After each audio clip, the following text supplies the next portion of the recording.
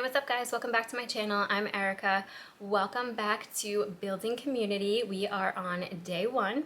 And so for the first day, we are going to talk about choosing the right friends. I think that this might be the most important one to start on, because if we do not choose the right friends, we are not going to have the right community around us that we are looking for.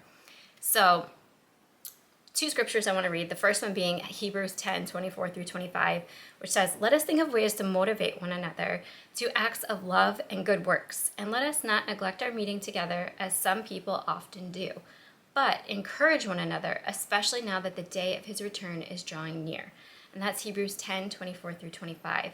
So I wanted to start with that scripture because it really pulls out that right in the Bible, it's telling us that we do need to meet together. So this is something that is in the Bible. This is something that is an instruction for us to do, is to not stop meeting together, because we were meant for community. We were meant to crave community.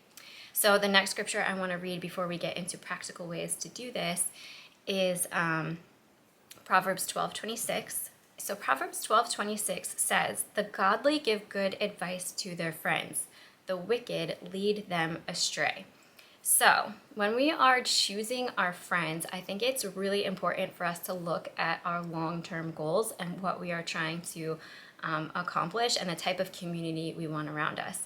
So for instance, if you want a community around you that's going to build you up and not take you off the narrow path, and if you want a community around you that you know is not just going to be there for the good times, but for the valleys as well, I think it's really important that you look at the friendships that you have and, maybe think about them. Maybe there's some that aren't serving you best anymore.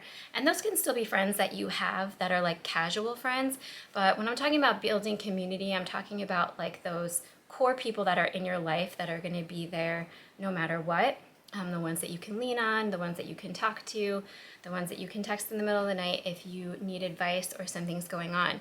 So we really want to be careful how we're choosing our friends. So for instance, if you are trying to make it to church every Sunday and you want to be in your word, in the Bible, in the Word, and you're trying to raise up these little kids in God, but some of your friends are out partying every Friday and Saturday night, that might be something you want to look at. That's not something that is going to serve you well in this season of life. And sometimes we outgrow friendships. We have friendships that we had in high school and college, and that was great for that time when we were in that season of our lives. But now that we're older, sometimes we need to make different choices about the friends that we have to really be in the same stage of life that we're in and in the same place with the same goals and desires that we have.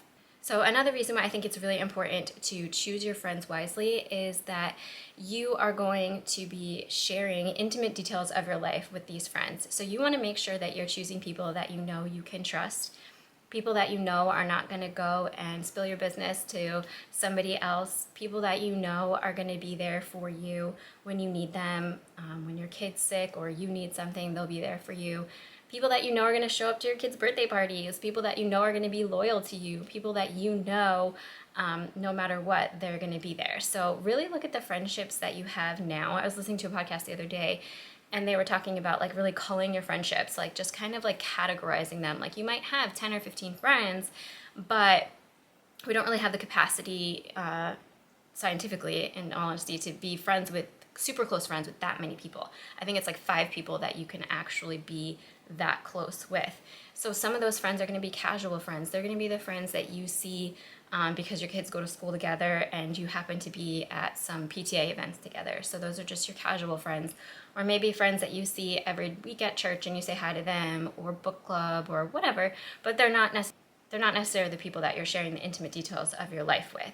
So I think it's really important to every so often just look at your friends and kind of categorize them and understand like, okay, these are the friends that are my casual friends, but these are like my ride or die friends that I know no matter what, they're going to be there. And I think it's really important that we do that so that we are not setting false expectations and then we don't get hurt by our friends because we thought that they were a different level of friend than they actually are. So so my advice is to, look at your friends and maybe decide if some of those friendships aren't suiting you anymore. It's okay if they're not. It's okay if they need to become a casual friend instead of a super close friend. Yeah, and just really look at those people that you're spending your time with, because we have very limited time in this life, and we should really be spending it with people that are going to build us up and be there for us, and that add value to your life, and you can add value to their life. So yeah, just look at your friends and just think, if some of those friendships maybe aren't serving you best anymore for this season of your life, or maybe there's some friends that you've only been casual with, and you're like, you know what, I think that this person actually might have the potential to be a super close friend, and I just haven't given them a chance. So yeah, my advice would be to really go through your friends and just kind of categorize them and think like, okay, do some friendships need to go? Do some friendships need to be brought up a level? Do I need to start completely clean and like start at the bottom and, start from scratch? Because that happens sometimes too, So yeah, that's my advice for today. So just go ahead, and that's, I think, what we should do on day one is just take stock of the friendships that we already have. Kind of categorize them if you need to. Write it down on paper if you want to. Like, these are my casual friends, these are my ride or die, these are kind of in the middle friends, and look at the ones that you are really trusting and think to yourself, like, should I really be trusting these people? Should I really be telling them intimate details of my life? Should I be pouring all this time into them? Are they going to lead me down the path that I want to go down, or are they going to pull me astray from the path that I really want to take? And that doesn't have to just be in a Christian environment. So if you're not a Christian and you're not overly worried about that, and you still have goals in your life, whether it be business goals or family goals, and certain friends are just not going to serve those goals properly. If you have a goal of being a great mom or a great dad or a great husband or a great wife, and you have friends that are trying to pull you out to the bar every single night, it's probably not the friend that you want in your life at that moment. So yeah, so take stock of those friendships, really think about which ones can stay, which ones can go, and maybe if you need to start from scratch. And then join me tomorrow for day 2. Have a good day, guys. Bye.